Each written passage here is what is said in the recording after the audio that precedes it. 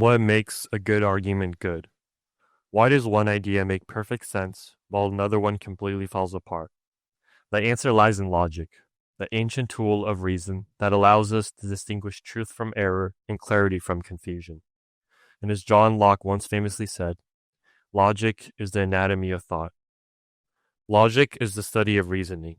It's not just about thinking, it's about thinking well.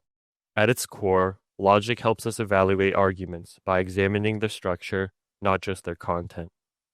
It asks questions like, does the conclusion follow from the premises?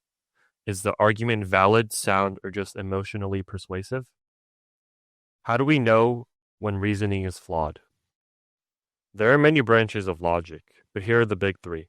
Deductive logic, which concerns itself with where conclusions necessarily follow from premises. For example, all triangles have three sides. This shape has three sides, therefore it's a triangle.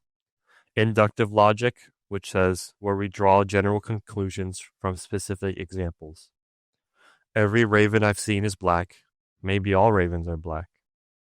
And symbolic or formal logic, where we reduce reasoning to mathematical symbols, turning arguments into formulas, like if P then Q, P exists, therefore Q. And as Aristotle once famously said, he who cannot draw conclusions is not educated. Logic isn't just for philosophers. It's for anyone trying to cut through misinformation, spot fallacies, and argue honestly. In a world full of clickbait, half-truths, and fast opinions, logic is your filter, your shield. So, can you think clearly without logic? The roots of logic stretch deep into history, from Aristotle, who formalized syllogisms, to Bull, who gave us Boolean algebra, to Frege, Russell, and Gödel, who reshaped logic in the modern age. Each of them used logic, not just to clarify thought, but to push the boundaries of math, language, and reality itself.